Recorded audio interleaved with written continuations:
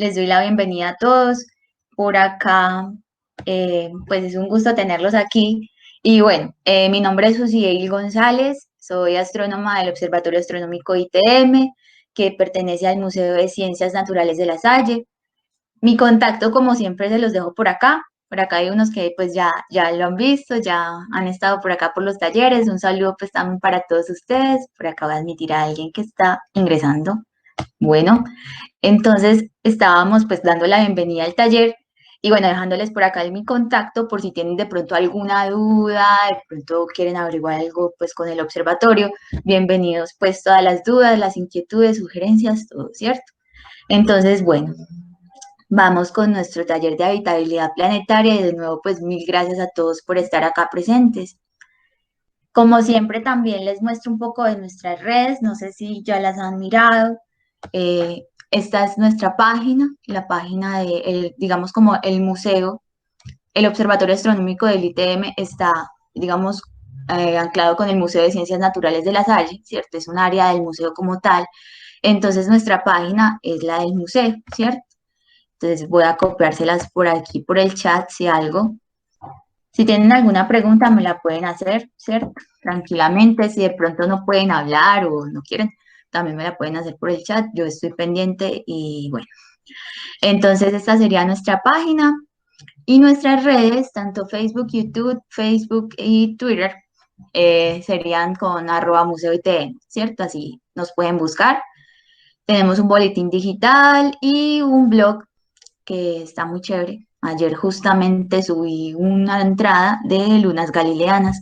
Entonces, bueno, eh, también tenemos pues las disertaciones astronómicas cada miércoles, talleres como en el que estamos el día de hoy, ¿cierto? Charlas y un grupo de astronomía en el Facebook que se llama Grupo de Astronomía ITM. Entonces, bueno, yo quiero saber si me están escuchando bien, que la otra vez estuvimos Todo pues, perfecto. con listo. Si alguna cosa me dicen, si de pronto está fallando un poquito la señal, ahí miramos pues cómo hacemos, ¿cierto? Y, ¿qué era el otro que les iba a decir? Ah, bueno, y en caso de que pues haya una eventualidad, no sé, me esperan por acá si se me llega a caer, aunque el internet parece que está funcionando muy bien hoy. Entonces, bueno, les estaba comentando de la programación, ya está la de diciembre, en Facebook y en Instagram están montadas, van a haber varios eventos ahorita en diciembre, por acá les voy contando, ¿cierto? Aparte, pues como de las disertaciones que también están cada miércoles, todos los miércoles a las 6 de la tarde están las disertaciones astronómicas que se hablan de noticias súper actuales, también se observa el cielo de ese día para ver, digamos, qué objetos astronómicos y qué efemérides astronómicas van a ocurrir ese día. Entonces está muy chévere los miércoles a las 6 de la tarde por YouTube. Y también van a haber dos eventos que ya están ahí en la programación. Uno de esos tiene que ver con el eclipse de sol que va a haber y otro tiene que ver con la luna. Entonces el 14 de diciembre y el 18 de diciembre respectivamente. Por ahí pues también está en la programación, cualquier cosa pues ahí me pueden escribir si tienen alguna dudita y bueno, entonces bueno, de resto pues todo lo que hemos hecho, los demás talleres, todo eso, algunos de acá ya saben, pues quedan montados en YouTube, las conferencias, las disertaciones también están ahí en el canal de YouTube. Entonces, como también por si de pronto no les da o quieren, no sé, después repetir este taller o alguna cosa, pues lo pueden volver a ver o en caso de que no puedan asistir, ¿cierto? Entonces, bueno, vamos a empezar ahora sí con la parte de habitabilidad planetaria. Entonces, vamos a empezar como por una especie de dinámica, ¿cierto? Bueno, entonces vamos a ver, yo quiero preguntarles, vamos a ver unos titulares de unas noticias y yo quiero preguntarles, bueno, ¿ustedes qué piensan cuando ven eso, cierto? Recuerden que si no tienen la posibilidad de hablar o simplemente pues no se sienten cómodos o les está fallando pues ahí el micrófono o cualquier cosa, me pueden escribir por el chat. Entonces, bueno, esta es una de esas, las que les voy a preguntar. Entonces, bueno, confirman al exoplaneta habitable más cercano a la Tierra, ¿cierto? Yo no sé si, yo creo que acá ustedes han escuchado este tipo de noticias, ¿cierto?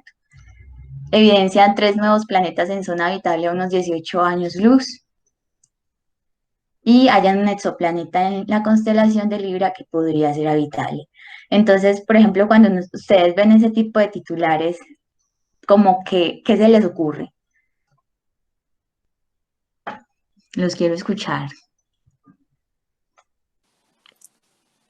Hola Susi, buenos días y buenos días para todos. Hola Teo, ¿cómo estás? Muy bien, ¿y tú qué tal? Bien. Súper excelente. No, pues a ver, si lo dicen en internet tiene que ser cierto, ¿no? O sea, como una noticia de estas no va a ser real, ¿no? Sí, Pues tristemente esto es lo que nos inunda pues día tras día realmente en cuanto a información pues del espacio pues como tal, en el sentido de que salen demasiadas, mejor dicho, hay mucha desinformación al respecto y los titulares muchas veces por temas, no sé, de, de ganar seguidores y no sé, pues no sé realmente cuál es la funcionalidad final realmente, pero todo esto es obviamente triste verlo tú así. lo ves, tú lo ves como que están es desinformando, entonces, Sí, sí, ¿cierto? claro, porque uno se Listo. lee, porque uno lo lee y claro, yo que iría a repetirle a alguien que de pronto le gusta este tema, pues básicamente le repetiría la misma noticia, porque el titular obviamente eso es lo que busca, que se propague mucho más rápido que cualquier otro tipo de información, porque a mí me va a dar más dificultad, no sé, ir a la página de la NASA y corroborar suponiendo pues de que fueron, pues que fue en la NASA la que se hizo pues el descubrimiento o algo, me queda más difícil ir hasta la NASA. Y otro detalle que también muchas veces se percibe es que los canales o los medios que transmiten información de este estilo lo hacen muy para ellos. Yo creo que obviamente esto con todos los divulgadores científicos y muchas personas pues del área ha ido cambiando un poco porque muchas veces uno percibe que canales de YouTube, por ejemplo, que deberían de tener más seguidores, pues no lo tienen por la forma en la que se transmite la información. Y otros canales que son netamente basura literalmente, pues evidentemente se llenan porque la noticia vende más de este estilo. Vale, por acá Andrés Quintero también nos dice como algo similar, que a veces sensacionalismo, ¿cierto? O sea, yo veo que lo que vemos al ver estas noticias es como que, bueno, no nos convence, ¿cierto? Entonces, los títulos son más como hacia que podrían ser habitables, ¿cierto? Zona de habitabilidad, ¿cierto? El exoplaneta habitable más cercano a la Tierra, ¿cierto? ¿Alguien más quisiera decir algo? Pues Bueno, por acá, Will. yo personalmente no los veo como tan exagerados. Bueno, lo que pasa es que igual los medios como que el titular viene con su decorado, ¿no? Porque de todas maneras ellos van a necesitar poner es que se vea la publicidad que está dentro, que le des los clics, que lo compartas. Los que muestras particularmente puede que se presten a una mala interpretación, ¿cierto? Y a veces uno no presta mucha atención en estas palabras como podría o habría. Entonces, Sí. se mira por encima y se da por hecho. Yo creo que una de las cosas importantes es ir más allá del titular, de pronto, tratar de corroborar un poco, mirar la noticia, porque a veces viene un titular así súper llamativo y de pronto después se van de a poquito sacando el tema y a la final no era tan así. Entonces, y bueno, lo otro sí es importante también como tener claridad de cuáles son las fuentes más confiables, porque claro, lo que decía Teo, es muy difícil ir a veces a la fuente como tal, bien sea la NASA o los propios papers, bueno, es muy difícil llegar allá. A veces es muy importante como tener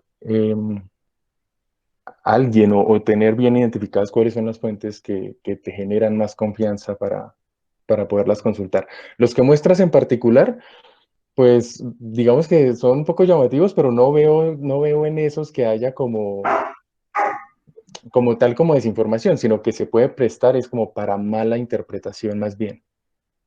Vale. Yo por acá que también Andrés está como que, bueno, a veces pueden ser noticias falsas, ¿cierto? Otras verdad, pero exageradas. Entonces, bueno, vamos a ver qué pasa ahí, ¿cierto?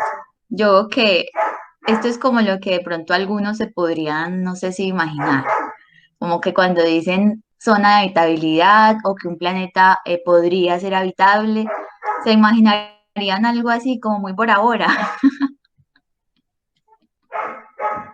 Un coveñas de 18 años luz. Imagínate. Entonces, bueno, partamos primero de qué es eso de la habitabilidad planetaria, ¿cierto? Entonces, la habitabilidad planetaria en sí, o sea, antes de tocar criterios de habitabilidad, es una medida del potencial que tiene un planeta o una luna, en este caso también, para sustentar vida. Hoy vamos a hablar de habitabilidad planetaria como tal, entonces, bueno, nos vamos a centrar más que todo en los planetas. Entonces, bueno, ¿qué planetas con vida conocemos? Pues tenemos que tener un referente, ¿cierto? Entonces, ¿cuál es el que conocemos? Nuestro planeta, la Tierra. Entonces, aquí está la imagen súper famosa del Apolo 17, del Apolo 17 y esta es la Blue Marble, ¿cierto? La canica azul. Entonces, bueno, la idea de que otros planetas, ¿cierto? Puedan albergar vida, en realidad viene desde hace mucho tiempo, cuando ni siquiera sabíamos que los puntos del cielo eran estrellas, ¿cierto? Entonces, algunos de esos pioneros no los vamos a tocar todos, sino como solo algunos de ellos. Uno de ellos es Epicuro de Samos, ¿cierto? Imagínense, estaba desde antes de Cristo, o sea, nació en el 341 antes de Cristo y falleció en el 271 antes de Cristo, ¿cierto? Y él, pues, estableció una escuela que se llamaba el Jardín en Atenas, y bueno, permitió la entrada de mujeres, esclavos, digamos que era como muy abierto el conocimiento para la época, ¿cierto? Y bueno, él creía que habían otros mundos semejantes al nuestro, digamos que fue el primero en documentar esto, de hecho fue en una carta que hizo pues como entiendo que a uno de sus discípulos, pero en todo caso, eh, él fue el primero en documentar, pues que esté documentado que haya digamos, planteado que existían otros mundos semejantes al nuestro.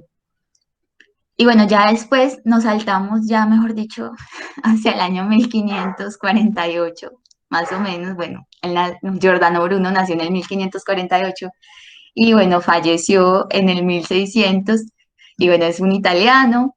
Él propuso que el Sol era una simple estrella, entonces eso fue como muy revolucionario para la época porque en ese entonces todavía no sabían ni siquiera que lo que se veía en el cielo, esos punticos, ¿cierto?, que veían en la noche, eran estrellas. Y él dijo, no, esos, pues el Sol es uno más de eso, ¿cierto? El Sol es una simple estrella y bueno, que el universo era infinito, ¿cierto? Y que podamos tener muchos mundos, diferentes mundos, como el nuestro, y pues con seres inteligentes, con animales, ¿cierto? Él dijo que esos puntos que dan en el cielo como tal eran otros soles y pues esos otros soles podían tener planetas como el de nosotros y bueno, esos planetas podían tener vida como en nuestro planeta. Entonces eso fue como bastante revolucionario para la época. De hecho, él fue sometido a la hoguera y bueno, pues mejor dicho, eso fue como una parte maluquita, pero es de los que reconoce como de los primeros que defendió el pensamiento crítico, ¿cierto? Y hay un monumento de él justamente por eso en la Plaza de Fiore, en Roma, ¿cierto?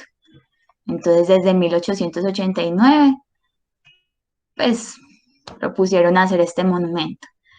Y bueno, acá, por ejemplo, el 17 de febrero de este año, le hicieron una conmemoración, ¿cierto? Y acá está, pues como con él hizo varios aportes, pues como con ese pensamiento crítico y se lanzó, pues en este caso sería como los que consideramos como de los pioneros de la astrobiología. Entonces, bueno, ya digamos eso era respecto a los pioneros. Hay que decir también que en la época de Giordano, pues no era fácil uno tener un pensamiento crítico y sacar eso a la luz todo lo que pensara, ¿cierto? O sea, eso no era algo sencillo en esa época. Entonces, pues por eso, digamos, también el monumento, todo, como para no dejarlo ahí. Perdón, Bueno, Hola. Eso sí, no, quería mencionarte algo simpático que, pues así, o simpático no, simplemente algún comentario rápido y es que, pues primero, mala época para ser Giordano Bruno y nacer en una época de la Inquisición. Segundo, que vea cómo es la vida y el tipo que condenó a Giordano Bruno, que hizo el proceso para, para que lo quemaran, fue canonizado en el año 1930. O sea, Mm, cómo perduran ese tipo de situaciones hasta estos puntos, aunque listo, ya esos son temas religiosos que no me voy a meter en ellos. Y uno de las acusaciones que se le dieron, que es irónica, es que él quiso controlar las mentes ajenas. Esa fue una de las cosas que le dijeron a Giordano, que él quería manipular esos pensamientos ajenos, esas mentes. Y es muy irónico porque es que eso es lo que venía haciendo la Inquisición y tiempo atrás de otras maneras. Pero bueno, simplemente te quería comentar eso porque, como te dije yo, es un personaje que me llama bastante la atención y sería muy interesante eh, profundizar mucho más en él realmente porque es prácticamente un héroe en este mundo de la astrobiología y el pensamiento crítico, como lo mencionabas ahorita. sí, justamente pues como en eso es que se destacó, ¿cierto? Y pues es bastante, digamos, interesante los pensamientos que tuvo pues como tan allá, o sea, cuando todavía nadie decía que esos punticos, es que de hecho ahora porque de pronto ya pues ya tenemos como más esa información, pero imagínense pues cuando todavía ni siquiera había cómo observar las estrellas, como digamos, todavía era como muy filosófico, ¿cierto? Entonces, de hecho, él era un filósofo y bueno, pues muy interesante. Pero, bueno, y acá en Medellín, de hecho, también hay un monumento de él, ¿no? Por ahí por la UPB, por la Universidad Pontificia Bolivariana. Sí, Pues, mae, Parque sí. de los Mangos creo que se llama. ¿Sí? Sí, Hasta allá no sé. Yo sé que queda por la UPB, hasta ahí. sí, Pero sí, bueno, entonces imagínense que ya después, pues ahí contamos dos pioneros, así como en la antigüedad, bueno, antigüedad y el otro como más hacia la Edad Media, ¿cierto? Y entonces, bueno, ya después pasaron muchos años, muchos años. Esto ya es en el siglo XX, sí, XX. Y bueno, Michael Mayer y Didier Queloz, ellos dos en 1995 encontraron el primer exoplaneta, ¿cierto? Ahorita les voy a contar un poquito más de eso. Resulta que eh, Didier Queloz, ¿cierto? Él era estudiante de Michael y bueno, en la Universidad de Ginebra pues empezaron pues como con todo ese trabajo y entonces encontraron el primer exoplaneta en 1995. Este primer exoplaneta, bueno, una estrella de secuencia principal, se conoce como 51 Pegasi B, está publicado en la revista Nature, en el volumen 378, y bueno, lo hallaron por un método que se llama velocidad radial. En este taller no voy a ahondar tanto en los métodos de detección y eso, ahorita les muestro que ya hicimos también un taller donde ahondamos un poquito en eso. De igual forma, si me quieren preguntar algo, saben que me pueden preguntar en cualquier momento y yo pues trataré como de explicarlo. Bueno, este es el primer exoplaneta que descubrieron, que confirmaron, y se llama, ya ahorita, digamos, le pusieron un nombre de pronto como más recordable, que se llama Dimidio, y a la estrella, que sería 51 Pegasi, si tomamos el nombre del catálogo que es este, se llama ya pues como el nombre recordable, por decirlo así, más romántico, es el Helvetius, ¿cierto? Es un planeta del tamaño más o menos de Júpiter, está a 0.05 unidades astronómicas. Una unidad astronómica es la distancia que hay entre la Tierra y el Sol, ¿cierto? Y Mercurio, por ejemplo, que es el primer planeta de nuestro sistema solar, está a 0.4 unidades astronómicas. O sea que este planeta está casi que 10 veces más cerca que Mercurio de nuestro Sol, ¿cierto? O sea, está súper cerca de la estrella Helvetius. Entonces, por eso se le llama, por acá yo sé que hay unos que ya lo han escuchado, un Júpiter caliente, ¿cierto? Entonces, estos planetas que son como el tamaño de Júpiter, que están tan pegados a su estrella, se les llama así, pues porque deben estar recibiendo mucha radiación. Entonces eso como a modo de dato del primer exoplaneta. Entonces, bueno, acá ahora sí, bueno, ¿qué es un exoplaneta? Un exoplaneta son planetas, o también llamados planetas extrasolares, son planetas que orbitan otras estrellas, ¿cierto? Diferentes a nuestro Sol. Entonces, bueno, por eso exo, de que estén afuera, en este caso de nuestro sistema solar. Entonces, estas son algunas representaciones. Acá vemos una de Kepler-11. Este es un sistema planetario con 6 planetas alrededor de su estrella, ¿cierto?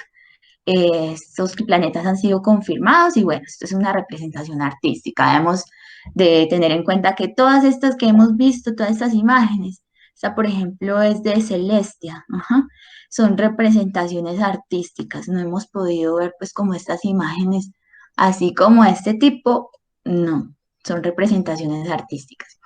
Y bueno, ya después de haber descubierto ese exoplaneta, el primer exoplaneta 51 Pegasi B, ahorita Dimidio, imagínense que por allá en el 2019, el año pasado, ellos dos, Michael Mayor y Didier Queloz, se ganaron el Premio Nobel de Física por este descubrimiento, ¿cierto? Y bueno, este sería el observatorio desde donde hallaron ese primer exoplaneta. Y entonces, bueno, eso digamos, siempre me gusta mencionar, pues el primer exoplaneta digamos, merecía un Nobel, ¿cierto? Entonces, bueno, ya por acá, recordemos que este primer exoplaneta se confirmó en 1995, entonces vamos a dar un salto hasta ahora para saber cuántos hemos encontrado, ¿cierto? Hasta el momento van alrededor de 4.376. O sea, empezamos hace 25 años, ¿cierto? Y bueno, ya van 4.376 exoplanetas descubiertos.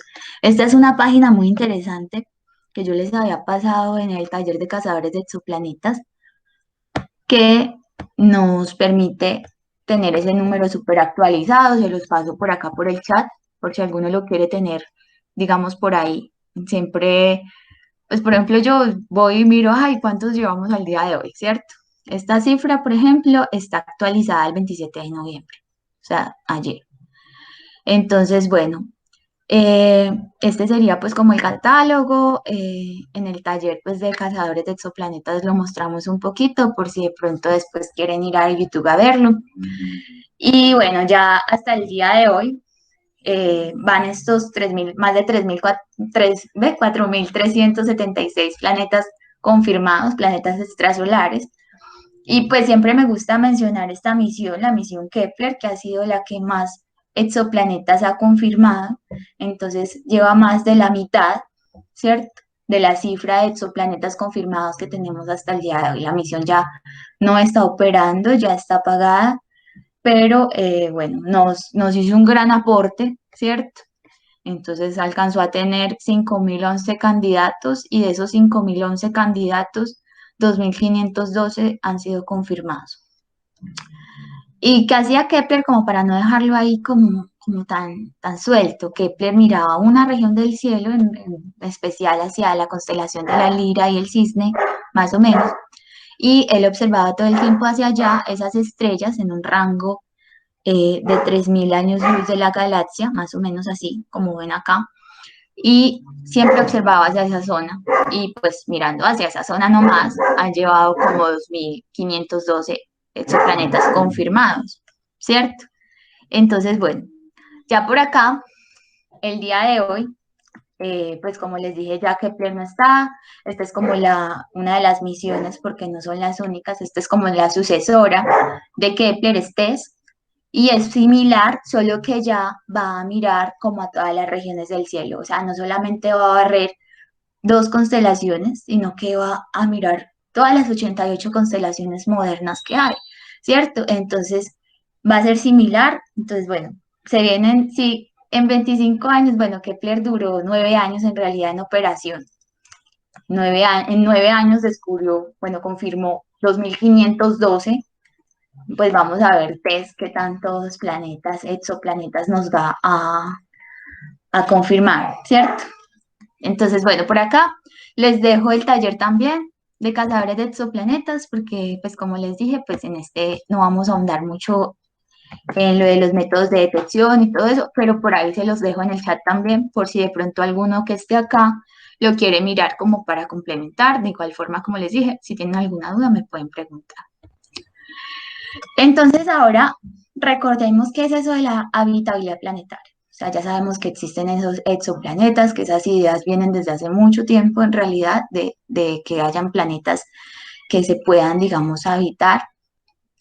Y pues decíamos que es una medida potencial que tiene un planeta para sustentar vida, ¿cierto? Pero entonces ahorita vamos a ver esos criterios como tal, algunos de esos criterios que hay para la habitabilidad planetaria. Entonces uno de ellos es este, la zona de habitabilidad de una estrella. ¿Qué es en sí? Es una región, ¿cierto? De la estrella en la que se recibe una cantidad de radiación como para que en la superficie del planeta pueda haber agua líquida y se pueda mantener esa agua líquida ahí, ¿cierto? Entonces, esto en realidad es como un anillo, digámoslo así, ¿cierto? Es una región alrededor de la estrella a la que le llega, digamos, una radiación en la que podría tener agua líquida sobre la superficie de un planeta rocoso, ¿cierto? Entonces, bueno, acá estaría la estrella y vemos que hay unos límites interiores y también hay unos límites exteriores, ¿cierto? Entonces, es una región como tal, no es que sea un punto específico. De hecho, el otro día me hacían una pregunta muy interesante y era si es solamente en una región del plano, ¿cierto? En realidad, pues como las estrellas irradian en todas las direcciones, entonces pues serían en todas las direcciones más bien como una esfera, ¿cierto? Solo que pues hay un plano, digamos, como medio en el que orbitan esos planetas. Lo que has comentado de zona de aguabilidad me parece muy acertada. Exacto. Aquí Andrés nos estaba diciendo de lo de la zona de aguabilidad. Muchas veces lo llaman es así, ¿cierto? Pero ese es como un nombre, ¿cómo se le dice? El nombre técnico es zona de habitabilidad, ¿cierto? Solo que algunos lo hemos llamado así, por ejemplo, como para, como para decir que sí, es la zona donde puede haber agua líquida sobre la superficie. Entonces se le ha dado como ese apodito, eso como más informal, de que es una zona de aguabilidad. Entonces, bueno, por ahora pues no nos fijemos mucho en los planetas, ahorita les voy a explicar eso. Y esto nos acuerda un poco a ese cuento de Ricitos de Oro, ¿cierto? Que era que a ella no le gustaba que ni la más fría ni la más caliente, sino la templadita. Bueno, esa, digamos, sería como la zona de habitabilidad que estamos marcando. Vamos a ver cómo son esos límites, pero nos vamos a dar cuenta que entre más cerca estemos de la estrella, pues más calor vamos a recibir de ella y entre más lejos, pues más frío. Entonces acá sería como la zona templadita, como la que en algunas ocasiones le llaman también ricitos de oro, también de manera informal, para referirse pues como que es donde esa zona, digamos, donde podría haber agua líquida sobre la superficie de un planeta. Entonces vamos a ver en realidad esos límites de zona de habitabilidad, planetaria, cómo se toman, ¿cierto? Hay diferentes límites, entonces eh, hay varios, yo les voy a hablar de algunos en especial, sobre todo, pues, o sea, siempre van a haber límites interiores, o sea, que estén más cerca de la estrella, y límites exteriores que estén más lejos de la estrella, pero hay diferentes criterios, eso todavía, digamos, hay diferentes formas de uno decir, ah, tomemos más bien desde aquí o no, tomemos desde acá, ¿cierto? Un poquito más lejitos. Yo les voy a hablar de algunos de ellos, ¿cierto? Sobre todo de los pesimistas. De hecho, cuando yo, por ejemplo, he hecho las investigaciones en esto, pues uno prefiere como tomar el escenario un poquito más pesimista, ¿cierto? Entonces, bueno, o sea, como la región un poquito más estrecha. Entonces, los límites internos, que serían estos de acá, estos dos pintaditos, en realidad están marcados pues porque entre más cerca estemos de la estrella, ¿cierto? Más calor vamos a recibir de ella. Y en caso de que haya agua ahí, en algún momento pues se va a empezar a evaporar, ¿cierto? El optimista sería el Early Venus, pues en inglés, ¿cierto? Como el Venus temprano. Y tiene que ver con que resulta que Venus, cuando se formó el sistema solar hace 4.500 millones de años, más o menos, Venus tenía océanos, ¿cierto? Entonces, ahí también están diciendo, bueno, ¿en qué momento los empezó a perder? Entonces, están tomando la radiación, en ese punto se toma la radiación que Venus tenía hace unos 4.500 millones de años. Pero el que más, digamos, en mi caso yo uso más es este, de efecto invernadero desbocado, es como la traducción, o también en inglés pues se llama mucho el runaway greenhouse. Y bueno, ese límite con qué tiene que ver es con la evaporación, ¿cierto? También. Pero entonces este es que ya empieza a haber una evaporación tan grande que se va a perder el agua. Esa agua entonces en la superficie ya no va a estar, se va a empezar a ir hacia la atmósfera, esa atmósfera se va a llenar de vapor de agua y bueno, ya no va a quedar, digamos, como sobre la superficie, que es como donde nos serviría para que hayan las reacciones químicas que permitan, digamos, también como que la vida pueda surgir o que se puedan dar todas estas reacciones que también, pues, permiten que estemos acá.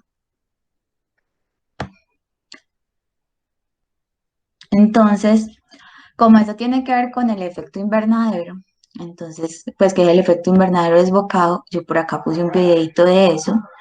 De hecho, me interesa como más acá, más adelantico. Eso. Entonces, ¿qué es eso del efecto invernadero? Es que nos llega esa radiación, ¿cierto? Y entonces como se va a ir evaporando tanto, entonces va a ir la atmósfera estando como más espesa y no van a salir esos rayos, no va a salir el calor. Entonces se va a quedar también todo el tiempo acá y bueno, eso va a generar que cada vez se evapore pues como más agua, ¿cierto? Y bueno, este sería pues como también, acá están mostrando pues como hacia la Tierra y pues es importante decir que ese efecto invernadero es normal en los planetas, de hecho a nosotros nos ha servido mucho a lo largo de la historia del planeta, pero hay un momento en que empieza a ser pues también como perjudicial. Acá lo estamos viendo, es como hacia la distancia de la estrella, ¿cierto? O sea, entre más nos acerquemos, entonces se va a evaporar esa agua, pero, pero sí, lo estamos viendo, es como más corriendo el planeta para un lado o pues como más interior, ¿cierto? Moviéndolo más hacia el interior de la estrella o moviéndolo más hacia allá. De hecho, estos límites de habitabilidad, los primeros, esto pues los han estudiado mucho más, pero los primeros surgieron porque a un estudiante por allá le pusieron como esa tarea de, bueno, ¿qué será lo que hace a la Tierra habitable, ¿cierto? Todavía ni siquiera se habían descubierto los exoplanetas, de hecho yo por acá tenía las fechas. Bueno, ahorita se los digo. En 1964 fue la primera vez que, digamos, calcularon este tipo de límites. Todavía no se habían encontrado exoplanetas, o sea, el primer exoplaneta fue en 1995. Y el reto de Dole, se llama el señor que publicó este artículo, era encontrar qué era lo que hacía a la Tierra habitable. Entonces él pensó como en las distancias, como, bueno, ¿qué pasa si corremos a la Tierra un poquito más cerca del Sol o si la corremos un poco más lejos, ¿cierto? Entonces tienen que ver es con la radiación como tal del Sol también, de la estrella, pues ya extrapolándolo hacia los planetas extrasolares. Entonces, bueno, ya vimos los límites interiores que tienen que ver con ese efecto invernadero, con la evaporación del agua, ¿cierto? Si calentamos el agua, entonces va a pasar de un estado líquido a un estado gaseoso, eso se va a hacer una evaporación. Pero entonces, ¿qué pasa si nosotros lo empezamos a mover más hacia el exterior? Ahí vamos a ver los límites externos, ¿cierto? Y resulta que nuestro modelo para este caso sería Marte. Ahorita hablamos fue de Venus, de hecho el límite, uno de los límites interiores se llamaba Early Venus, ¿cierto? Y ya aquí vamos a hablar de Marte, ¿cierto? Ese va a ser como nuestro referente. Entonces, entre más nos alejemos, pues ya al contrario, pues menor calor vamos a recibir, ¿cierto? Menor calor de la estrella, menor radiación. Y este límite del que les voy a hablar se llama Early Mars. Y entonces, ¿de qué trata como tal? Resulta que si la temperatura sigue bajando y sigue bajando, entonces puede llegar a un punto en que ya el dióxido de carbono se empiece a condensar y eso va a formar nubes, ¿cierto? Y esas nubes, pues entonces van a hacer que disminuya el efecto invernadero como tal, que es esa cobijita que de hecho nosotros tenemos. El efecto invernadero, mejor dicho, nos da, antes como también nos ayuda mucho, ¿cierto? Acá en el planeta, como les dije, de hecho en la historia de la Tierra nos ha ayudado en varios momentos, por ejemplo, cuando las glaciaciones, ¿cierto? Pero bueno, más allá de eso, esto hace, estas nubes de dióxido de carbono, hacen que disminuya el albedo. ¿Qué es el albedo? Es una propiedad, digamos, de los astros que tienen como para reflejar la luz que les llega, en este caso del sol. Entonces, si reflejamos toda la luz, o sea, si sale la luz que nos llega del sol, la radiación, casi que sale un montón, nuestro planeta no se va a calentar lo suficiente como eh, para sostener vida acá, ¿cierto? Entonces va a empezar a enfriarse, ¿cierto? Y ocurre de hecho en Marte. Estas son nubes de dióxido de carbono. Esta es una foto real del Curiosity. Y esas son nubes de dióxido de carbono.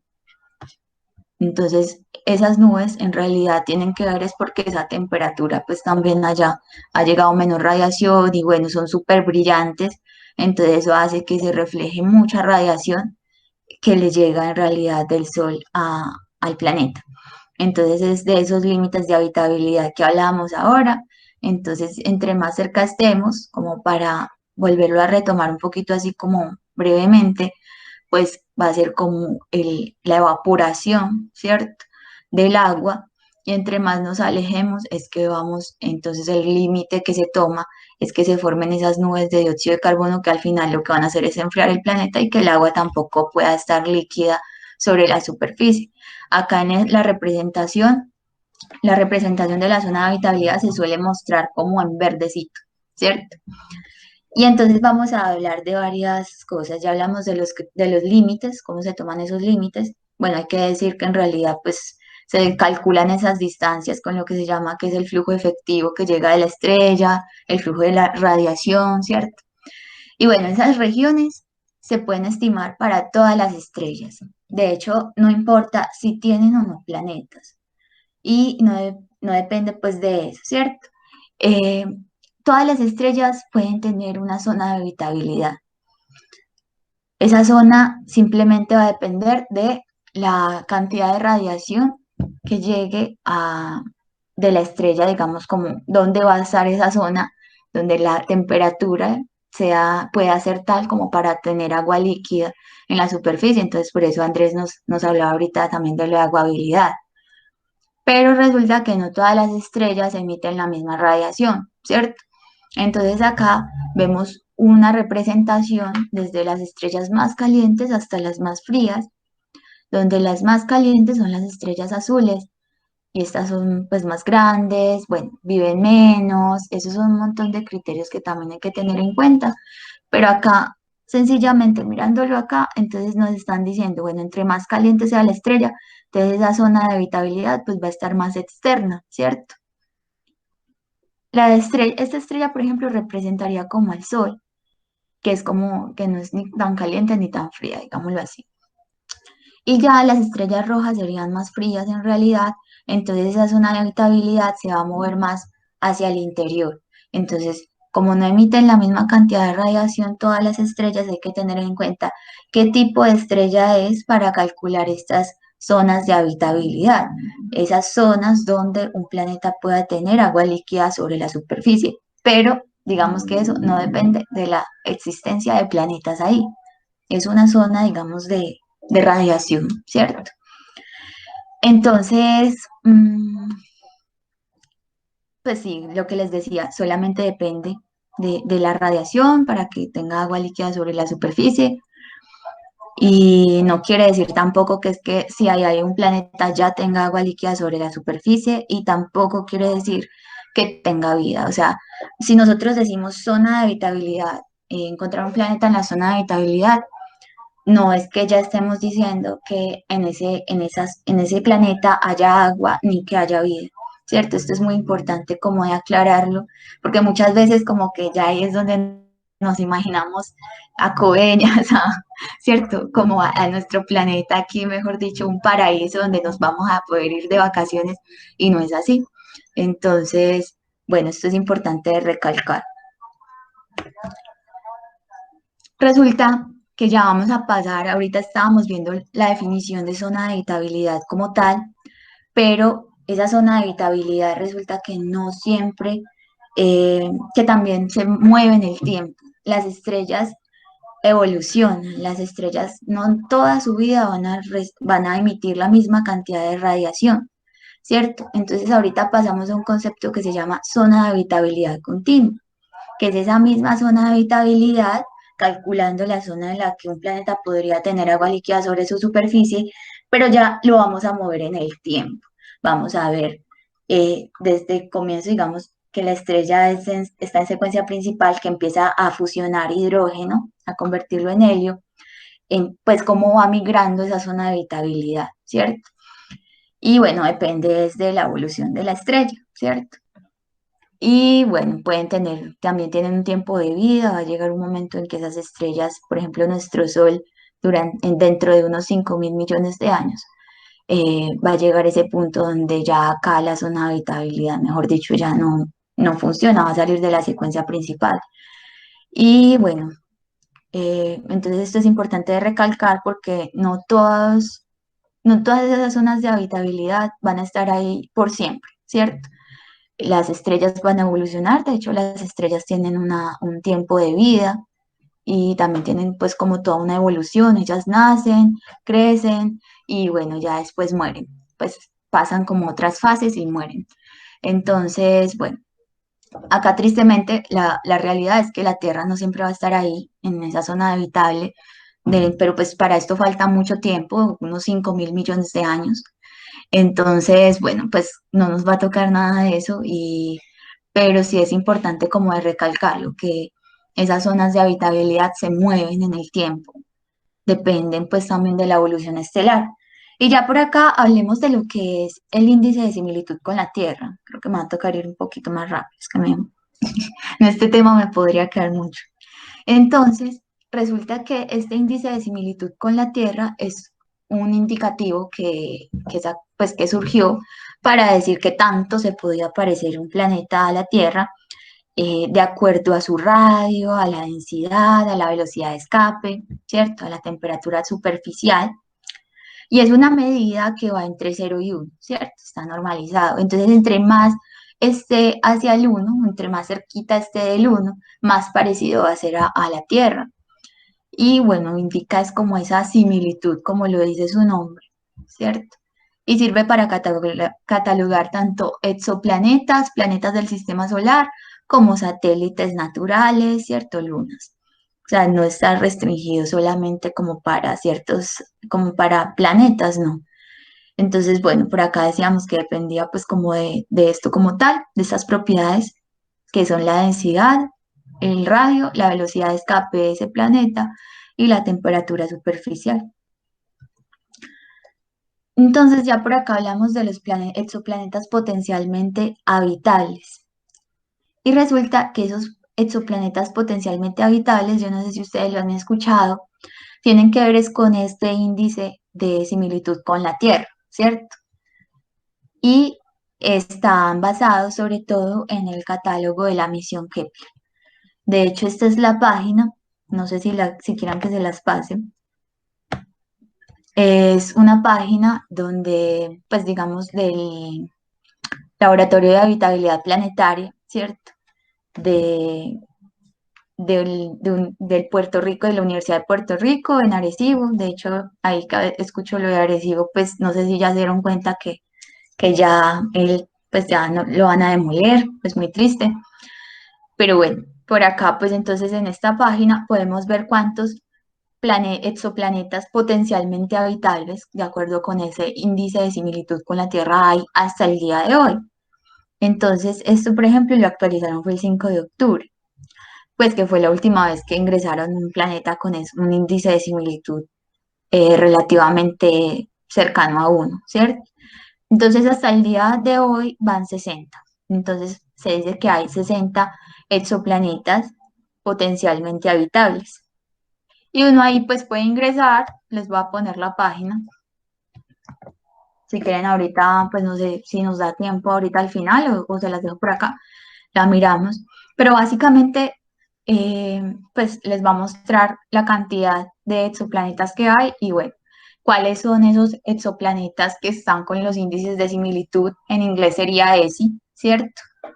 Eh, pues como las siglas en inglés de ese índice de similitud con la Tierra, sería ESI, y nos muestra pues cuáles son los exoplanetas con un índice de similitud con la Tierra más cercano a uno. Acá están pues ordenados de acuerdo a los que más se parecen hasta los que menos se parecen.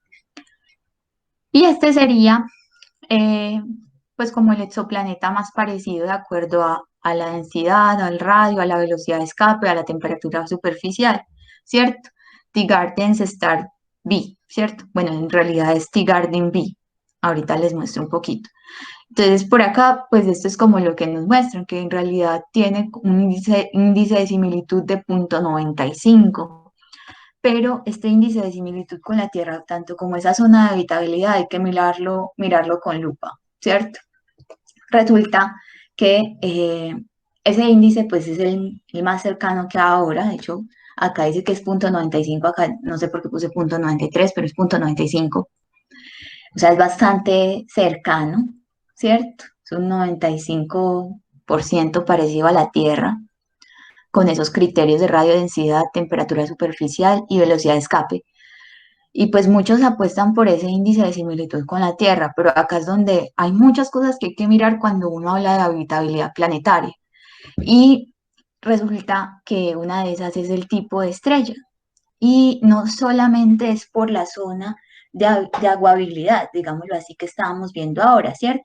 Esta zonita de acá, sino, ay, sino que es también porque esas estrellas, digamos, tienen una dinámica, hacen que la dinámica sea diferente. Esas estrellas, si ese índice, ¿ves? Si ese planeta, City Gardens B, está en la zona de habitabilidad, miren que la zona de habitabilidad de una estrella enana roja, ¿cierto?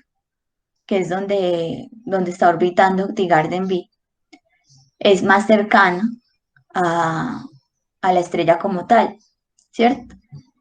Entre más, mejor dicho, las estrellas, las estrellas rojas tienen una temperatura menor, entonces una radiación menor, entonces las zonas de habitabilidad pues van a estar más cerca. Creo que ahorita lo había dicho, ¿cierto? Y resulta que T-Garden B, este planeta, está orbitando alrededor de una de estas estrellas, pero resulta que al estar tan cerca, eso genera un anclaje por marea. Es decir, que va a quedar como está la luna con nosotros. Y es que nos va a dar nos da una sola cara, ¿cierto? Entonces, en esos planetas, lo que va a pasar es que prácticamente solamente va a haber un lado en donde esté de día y en el otro lado donde esté de noche, porque van a estar todo el tiempo dándole una sola cara a su estrella. Entonces, eso tampoco es muy bueno para la habitabilidad planetaria porque genera unos cambios de temperatura, pues también como más bruscos, ¿no? ¿Cierto? Digamos que no es como tan bueno para la habitabilidad planetaria. Y esta sería pues como una dinámica de anclaje por marea, ¿cierto? Este ya es como el baricentro, bueno, como los dos, perdón, este de acá, y entonces como los dos, como este está viendo siempre la misma cara de este cuerpo, ¿cierto? Entonces, bueno, eso digamos como respecto a la zona de habitabilidad que vimos ahora, la zona de habitabilidad continua y el índice de similitud con la Tierra.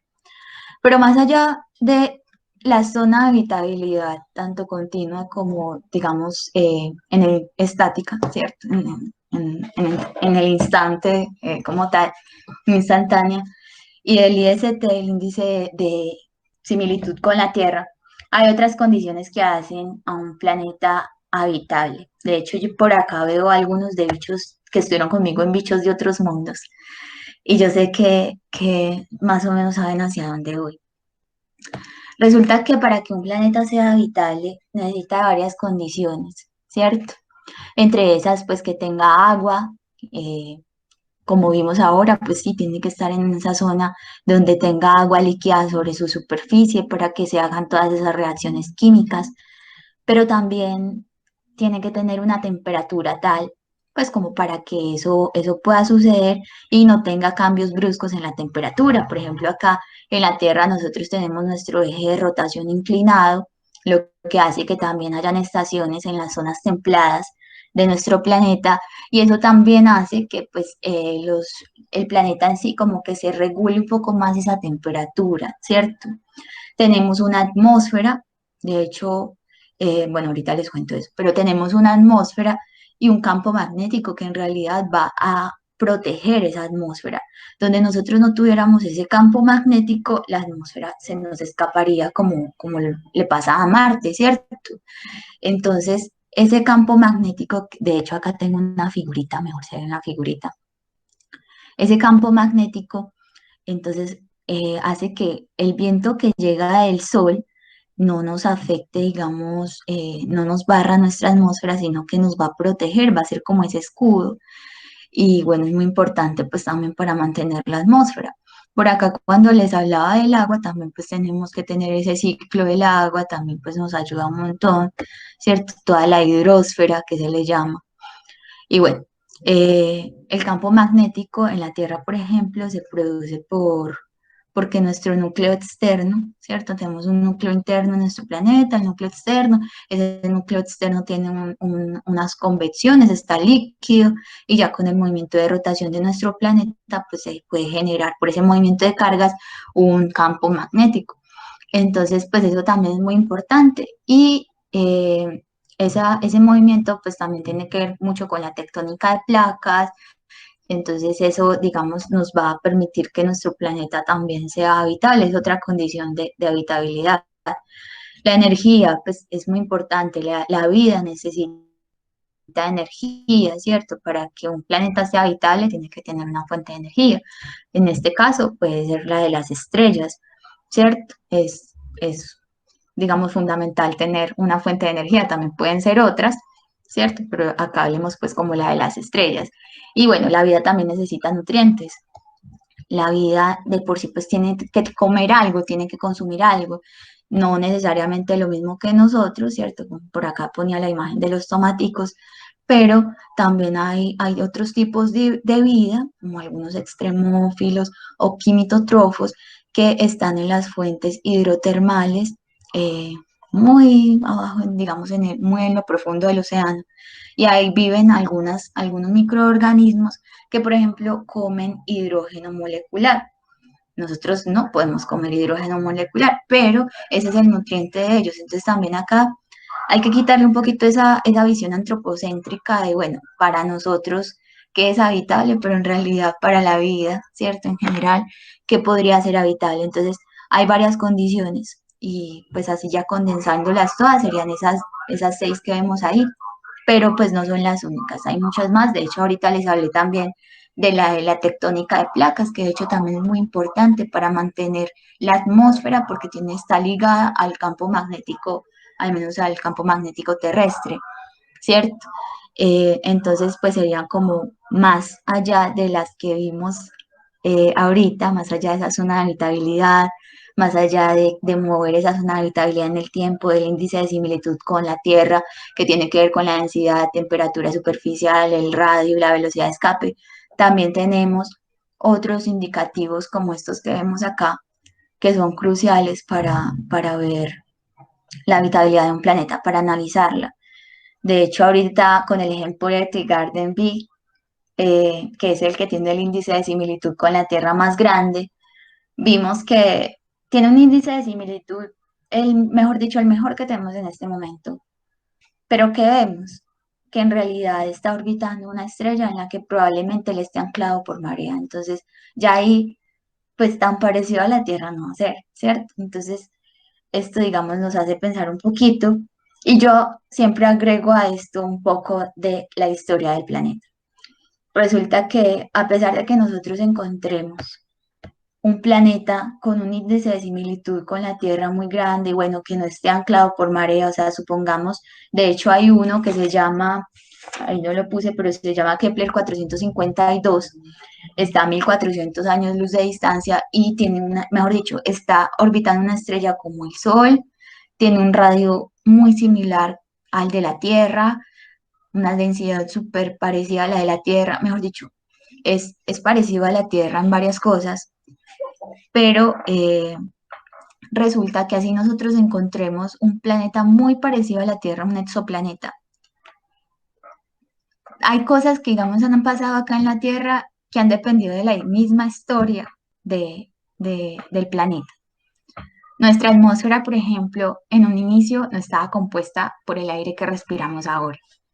Nuestra atmósfera al inicio para nosotros era tóxica, ya después llegaron las cianobacterias que llenaron la atmósfera de oxígeno y ahí hubo una extinción masiva. De hecho, hubo organismos que para ellos eso no fue habitable, ¿cierto?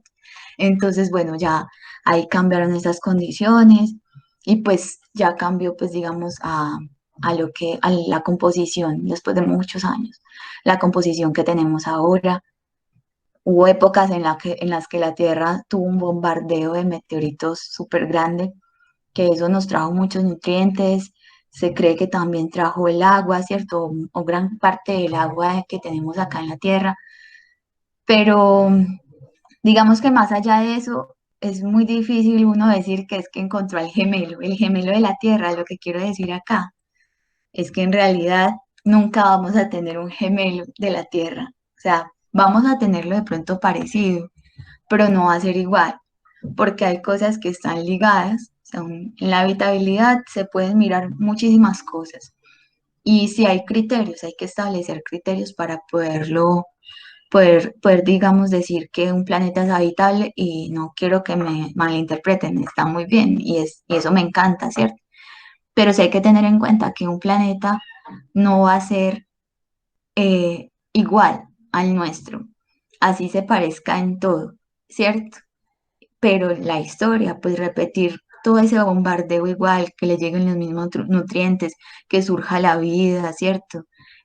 Todo eso no va a ser, digamos, como algo que sea muy probable que pase igual, ¿cierto? Es muy improbable que eso suceda de la misma manera.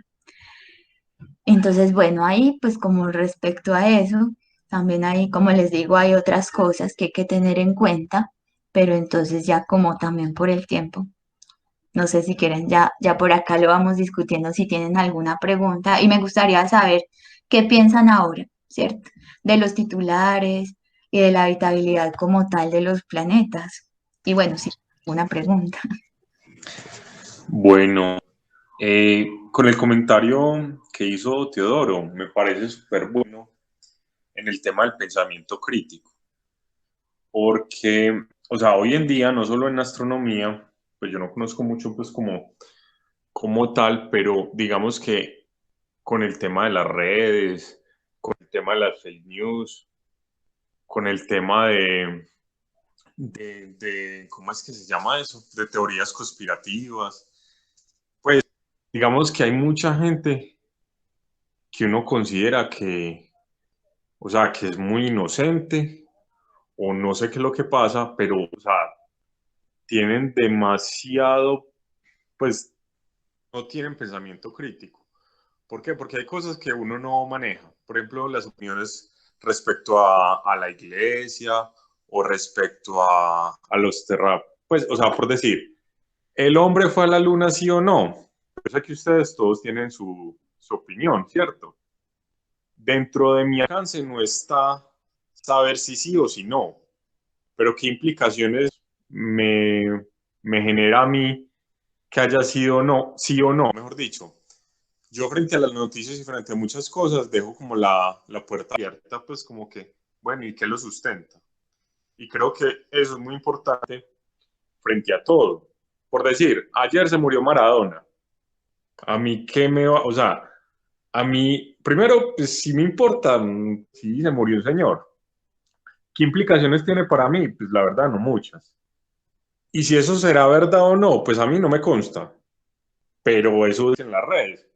supongo que sí, ¿cierto? Entonces me parece muy bacano lo que decía Teodoro, porque así como pasa, digamos, como con titulares de astronomía, también pasa con un montón de cosas. Y creo que algo muy necesario y muy importante, es, por decir, es el tema del pensamiento crítico y de la divulgación de las cosas. ¿Qué es lo que pasa a veces? Que las personas se especializan tanto y conversan siempre entre ellos que manejan un lenguaje que solo entienden ellos, ¿cierto? Pero también es importante tener con una apertura mental y que usted no tenga que ser experto para entender que una noticia es importante o no es importante o es irrelevante, por decirlo, la noticia que nos habías comentado de lo de una confusión pues como con una noticia. Entonces eso me parece muy chévere, pues como tener el criterio suficiente para uno decir, hey, ven, busquemos más, o esto me impacta, vení, o dejémoslo así, pues porque habrá cosas o temas que uno no maneja tanto, que uno dice, no, pues yo qué vas a ver si es verdad o no, pero queda uno, digamos, con la puerta abierta, o sea, no come callado, no come completo. Entero, ajá. Hmm. Quería pues como hacer ese comentario, no sé qué consiguen los compañeros. Por acá Daniel nos está escribiendo. A ver, si quieren, mientras alguien voy a leer por acá, debido a mis pocos conocimientos en el tema, que siempre creía que en la posibilidad de habitar esos planetas en el futuro como una solución de la sobrepoblación o la autodestrucción del planeta Tierra. Pero gracias a esta charla soy consciente de que hay muchos otros factores que inciden en algo que algo así sea posible. Muchas gracias por estimular mi pensamiento crítico. No, gracias a ti, Daniel. Pero sí, justamente, o sea, esos planetas, pues sí, también los estamos buscando justamente porque en algún momento pues la Tierra no va a ser habitable, ¿cierto? O sea, también es muy bueno, pero tampoco solamente por eso, sino también como por el otro tipo de vida que puede haber, ¿cierto? Por ejemplo, ya yéndonos un poquito más hacia el sistema solar, que también se hablan de las lunas heladas, que también son muy interesantes, pues nosotros no vamos a poder vivir en una luna como Europa, en un océano, ¿cierto? Nosotros, pues en ese caso tendríamos que utilizar, no sé, tanques o algo como tipo buzos y cosas para que nos protejan del frío. Pero acá en el océano sí hay, digamos, organismos que podrían, digamos, habitar ese tipo de lugares, ¿cierto? Los extremófilos que viven en ambientes extremos. Pero sí, total, para mirar la habitabilidad, y me encanta pues que lo digas, Daniel, hay que mirar muchas cosas, muchas condiciones. En realidad, conocemos varios criterios, está el de zona de habitabilidad, que también lo llamamos así como informalmente aguabilidad, y que pues el agua es súper importante para la vida, ¿cierto? Pero más allá de eso, miramos muchas otras cosas como esa evolución estelar, como las condiciones en realidad que tiene ese planeta, si tiene atmósfera, si tiene campo magnético, la temperatura cómo está, ¿cierto? Y bueno, más allá de eso, ¿cierto? Eh, Vemos que también la historia del planeta ha tenido mucho que ver en realidad en que nosotros podamos estar acá, ¿cierto? Entonces, bueno, eso quería comentar. No sé si alguien más quiera comentar algo. O tiene alguna pregunta, también es válido. Ay, perdón. Bueno, no, ahí para finalizar, pues con mi último comentario realmente,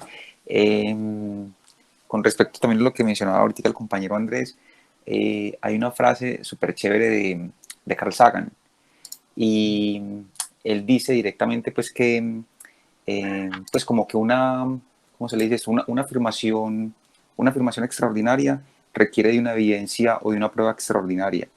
O sea, entonces es como, de hecho, como en algún capítulo de Cosmos, Neil deGrasse decía, la evolución no es una opinión, eso es una evidencia, eso es una realidad, es algo que se puede percibir quizás en una escala microscópica, porque evidentemente la evolución es algo que es de miles de millones de años realmente, no es algo que te aparece a la vuelta de la esquina y te encuentras pues con un cambio automático.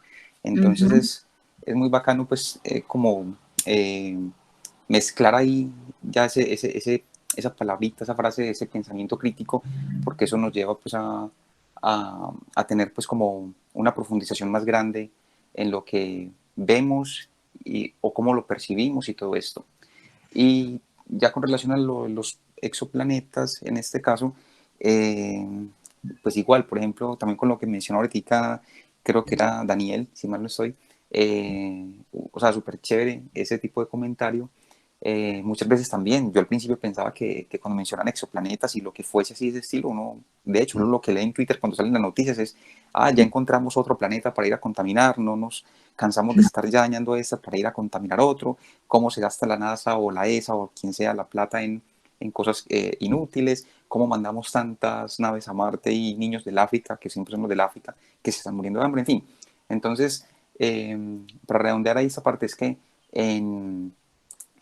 suponiendo no aquí fantaseando muy Julio Verne, lo que fuese, uno decir, listo, vale, logramos ir a un planeta que sea 18 años luz y encontramos algo que sea exactamente igual a la Tierra, pero lastimosamente nuestro cuerpo fue, así como, no sé, en modo película, fue fundido, fue desarrollado para este sistema. Si tú sacas el cuerpo y los llevas a otro planeta, el corazón funciona diferente y no es sino ver documentales de los astronautas para darse cuenta cómo cambia el cuerpo en ese estado de ingravidez, por ejemplo, como para ir a meterlo en un exoplaneta donde no sabemos cuáles son las presiones que se manejan allí, bueno, otro montón de factores. Es tanto, ya para finalizar, que por ejemplo uno de los factores más críticos que yo pues me leí en esos días es que el corazón tiende a volverse esférico, así como las estrellas en el universo, En los gravidez. cuerpos. Claro, exacto. Entonces, imagínate cómo será complejo el universo, que este planeta, esta canica azul como la mostraste ahorita, es el único planeta que conocemos donde podemos vivir, que hace parte del famoso, del pálido, del Punto pálido azul, punto azul, pálido. el punto azul pálido, exacto. Entonces, Pálido punto azul. sí, ya estaba yo como maestro yo así la inversa. Pero sí, eso es el resumen ahí ya para no alargar más el tema y listo, ¿no? Y agradecerte por toda la charla porque estuvo, te digo, genial, fantástica. Me gustó mucho. No, me alegra mucho. Sí, muy, muy chévere. Ay, me disculpo, yo otro comentario. No, No ¿cómo así? Hágale tranquilo. recuerdo si fue Carl Sagan, pero es una idea que no recuerdo de quién es. Decía que uno disfrutar de la ciencia y la tecnología. O sea, que uno disfrutar de la tecnología y no saber los cimientos de dónde viene eso, es como que a usted le dé plata al tío y a usted no le importe de dónde venga esa plata. O sea, que era casi como un tema ético. Y yo el tema del pensamiento crítico y de la divulgación científica me parece muy bacano porque uno dice, Dios mío, si una persona en 1600 con todas las dificultades institucionales, la Inquisición y todo eso, era capaz de construir conocimiento por esa herramienta que tenía de poner en duda las cosas, ¿por qué hoy en día no vamos a hacer eso? Y realmente a pesar de que haya mucha tecnología y muchas cosas, uno también ve que la gente usa la tecnología, pero no le importa conocer de ciencia. Y creo que la divulgación es muy importante en el hecho de democratizar el conocimiento, o sea, que no se queden unos pocos sabiendo. Y el hecho de explorar, por decir, el universo, pues para mí es que uno explora hacia afuera, pero también para conocerse como ser humano, como de adentro. Porque, porque sí, o sea, uno escucha comentarios como, ay, ¿para qué ir a Marte? Pues no, qué bobada, eso, o ¿para qué ir a la Luna? ¿Qué gastar de plata? Sí, pero ¿cuántas cosas no puede uno descubrir pues de su mismo planeta, de las cosas, cómo funcionan, haciendo ese tipo de investigaciones y la importancia que tienen? Entonces, sí, a mí me gusta mucho como esa idea de que es también un tema ético en el sentido de que no usemos la tecnología solo por tecnología. O sea, no porque sí, sino como una manera de responsable de todo el conocimiento existe. ¿Cómo? ¿Se están recordando o es a mí? Perdón. No, pues ya estaba pues como finalizando. No, pero creo que fue hace 2 segundos, no, no te escuché bien, qué Ah, pena. bueno, No sé que si no, fui yo o yo dije, ay, ¿será que soy yo? o sea, no, básicamente pues estaba como finalizando la idea que sí me parece como muy importante, casi como un tema ético de, de, de democratizar pues como el conocimiento y de que las personas tengamos como algo de pensamiento crítico, pues que eso es un buen método, una buena herramienta. Sí, no, súper interesante lo que están diciendo. Y lo de la frase, me queda la duda si era de Carl Sagan, pero no, no es igual, ¿cierto? Pero sí, sí te entendí la idea. Y pues por acá tenía varias cositas. Y lo de los niños del África, pues total, también opino lo mismo. De hecho, a mí me pasó algo muy, pues para mí es como medio cómico, ¿cierto? Comedia no quiere decir que sea siempre risa, burla, ni nada de esto, ¿cierto? Es comedia. Eh, y es que cuando yo hice la tesis, por ejemplo, yo tomé los datos que estaban de una base de datos, ¿cierto? Hice todos los cálculos, uno para calcular, por ejemplo, estas zonas de habitabilidad. ¿Qué hace? Llega y mete las ecuaciones y empieza pues con las condiciones que se han encontrado de radiación a hacer pues como todos los cálculos de eso, ¿cierto? Los cálculos de esas distancias, de esos límites, tomando los que uno quiera tomar, que entonces que tomamos el que está más interior a la estrella, que tomamos el que está más exterior. Y bueno, pues tampoco es que haya tenido yo que mandar una nave pues como para eso, ¿cierto? Y por ejemplo, la gente a veces cuando dicen, ah, que encontraron un planeta en zona habitable, entonces a veces también es como que, bueno, yo sé que igual es importante, pero no siempre estamos gastando pues como un montón para hacer un cálculo, ¿cierto? Pues no sé, quería también como mencionar ese comentario, porque yo hice un estudio de algo que está a 3.000 años luz, pero pues no es que yo haya mandado algo a 3.000 años luz, no, de hecho yo acá con el computador. Pero bueno, eso por ese lado. Y respecto a la ingravidez y todo esto que ahorita Teo estaba mencionando, digamos que esas son varias condiciones. Si nosotros encontráramos un planeta que tenga la misma masa, que digamos, sí podríamos tener una gravedad como similar a la nuestra, ¿cierto? Los 9,8 metros sobre segundo en promedio, porque por ejemplo acá en Medellín son 9,6.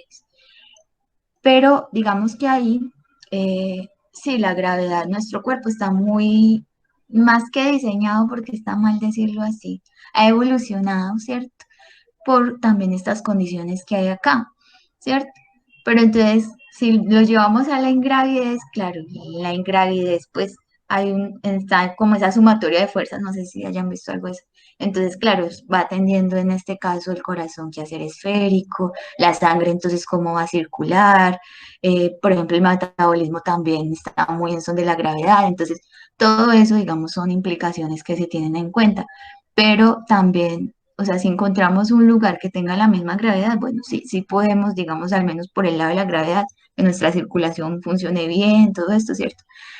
Pero bueno, como vimos, pues son muchos más factores, pero quería como también hacer la salvedad de que no es que siempre se nos vaya a volver el corazón esférico. Pues yo sé que Teo no lo dijo así, pero no quería como dejar claro que no es que eso vaya a pasar, eso son en condiciones de ingravidez, ¿cierto? Y bueno, no sé, pues me alegra mucho. No sé si alguno tenga alguna otra pregunta. Por acá veo algunos que de hecho no he escuchado mucho, pero pues no hay problema. Cualquier cosa. Sí. Hola. Eh, bueno, pues yo quería decir algo en relación a lo que tú estabas mencionando. De pronto como que se vea como la diferencia en, en el potencial de tipos de vida que pudiera llegar a encontrarse eventualmente o el potencial de que llegáramos nosotros a ubicar, a habitar o a colonizar de cierta manera otro planeta, otro mundo. Em, y por lo menos, bueno, de hecho ya pues está en mente todo el tema de poner algunas personas en Marte y tratar de tener bases allí, lo que sea, con todo y que es un mundo pues considerablemente distinto. Pero si las condiciones están dadas, pues seguramente se podría llegar y ocupar estos planetas, aparte que vende todo el tema de la terraformación y un poco de cosas. Bueno, esto es supremamente amplio. Y lo otro que me parece muy importante es lo que mencionas de la historia de la Tierra, porque eso nos lleva un poco a aterrizarnos en el sentido de qué tipo de vida podríamos esperar nosotros encontrar, ¿sí? Como bajarnos de la nube de suponer que vamos a encontrar personitas grises o este tipo de cosas, porque la complejidad de los eventos, no sé si a la aleatoriedad, pero la complejidad de los eventos y esa cadena de eventos que tuvieron que sucederse para que se desarrolle la vida tal como la conocemos en el planeta, pues es algo de una probabilidad muy, muy, muy baja, ¿cierto? Que la mutación exacta se haya desarrollado en un momento preciso y esa es la que haya prosperado. Em, lo baja uno como esa nube de pronto de qué nivel de complejidad podría llegar a encontrar en un mundo distante. Y pues nada, eso y agradecerte, súper chévere, es un tema muy, muy apasionante, muy extenso. Y Sí, sí, con un montón de ramas por todas partes, pero es súper interesante y bueno, tener toda esta base, como una base de conocimiento de lo que mencionaban ahora, pues obviamente es fundamental para poder tener el criterio de interpretar bien muchos de estos titulares y estas noticias que pueden llegar a surgir. Y sí, de nada, hecho, no, qué pena, dime. no, solo agradecerte, súper chévere como siempre. Y ya, nada, muchas gracias, Susi. No, mil gracias a ustedes y de verdad que me encanta pues que al final como que todos comentamos un poco, o comentaron pues en este caso también, perdón, comentaron pues como acerca de lo que en realidad hablamos en la charla, ¿cierto? Como que, no sé si se dieron cuenta, cerramos casi que tocando todos los puntos. Por ejemplo, ahorita William también ya habló sobre esa historia que también al final queda, pues es muy importante para nuestro planeta. Y de verdad que muchas gracias pues a todos por haber estado acá presentes. Me alegra mucho pues verlos, que les haya gustado la charla y de verdad que para mí pues es un honor pues para estar acá con todos ustedes compartiéndoles pues como de todos estos temas. Y bueno, no sé si de pronto tengan alguna pregunta y si no, pues ya vamos cerrando por acá. Recuerden que ya está el boletín digital en Instagram y Facebook, por si lo quieren pasar a mirar. Por ahí veo que hay algo como el eclipse, el 14 vamos a hablar un poco de eso. Entonces, para que estén por ahí súper pendientes. En Chile, por ejemplo, se va a ver, no te podría decir en este momento cuáles son todas las ciudades desde donde se va a ver, ¿cierto? Está bastante abajito. De hecho, por acá estaba mirando una imagencita, pues, como más o menos por donde mira dónde va a pasar acá está el 100%. Entonces, por ejemplo, por acá siempre va a ser como muy siempre va a estar abajito, digamos, de Sudamérica, donde se va a poder observar, ¿cierto? La verdad no distingo de una qué ciudades hay ahí.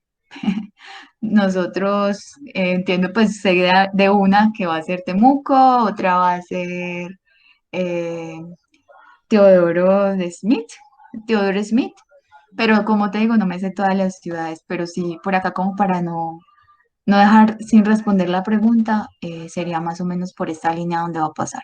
Entonces vean que por ejemplo en Colombia no se va a ver nadita. Estos son porcentajes, ¿cierto? Pero acá ya me estoy yendo por otro lado, era solo como para mostrar. Entonces, bueno, por acá es donde se va a ver el 100% del eclipse. Y bueno, yo creo que ya por acá vamos cerrando. De verdad que muchas gracias a todos por haber estado por acá y estaremos pues pendientes cualquier cosa, si alguna cosa también me pueden escribir. Y bueno, mil gracias a todos y que les vaya muy bien. Gracias, Susi, igualmente para ti y para todos también una feliz tarde. Muchísimas gracias.